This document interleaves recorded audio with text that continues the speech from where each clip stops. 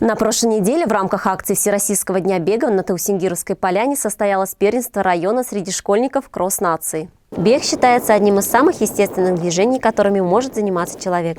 Во время бега у нас значительно улучшается кровообращение, поступает нужное количество кислорода в мозг.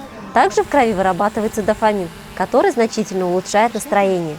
На мероприятии приняли участие около 100 молодых спортсменов. В их числе сильнейшие учащиеся общеобразовательных школ района, победители школьных соревнований. На старт вышли также наши ветераны спорта – Минигалия Абдулин, Юрий Кириллов, Филарет и Тамара Вахитовы. Глава района Альфир Сабиров подбодрил всех участников и пожелал им крепкого здоровья. Всем вам сегодня хорошего настроения. Всем желаю победы. В этот день собравшиеся стали участниками всероссийской акции «Зарядка с чемпионом», в рамках которой с удовольствием проделали комплекс не очень сложных, но полезных упражнений. Зарядка прошла под руководством мастера спорта международного класса по лыжным гонкам Минигалии Абдулина и тренера-преподавателя детской спортивной школы Розы Юнусовой. Забег представлял собой преодоление дистанции длиной 2 километра для девушек, 3 километра для юношей и 1,5 километра для возрастных участников. Погода была благоприятной для спортсменов – ни дождя, ни ветра. По итогам забега у девушек места распределились следующим образом.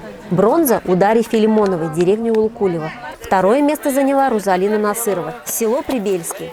Победительницей стала Анастасия Баранова, также из села Прибельский. Я прибежала первой, я думаю, там несколько девочек побежали вперед. Я думаю, их не обгоню, но я поборола себя и прибежала первой. У юношей третье место досталось Арслану Елалову, деревня Улукулево.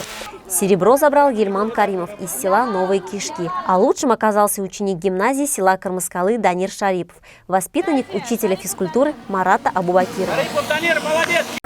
Сегодня я пришел на кросс пробежать дистанцию 3 километра. Я это сделал, прибежал первым.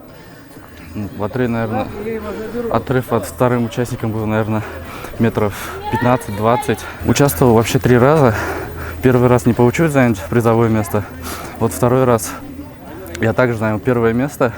И в этом году стал двукратным чемпионом. Он у нас многофункциональный такой парень. Он является командиром патриотического клуба имени Валерия Вахитова, где 3-й год подряд уже занимаем первое место. Вот. Как сказать, я могу сказать, как учитель, хоть куда его ставь, он всегда будет в призах.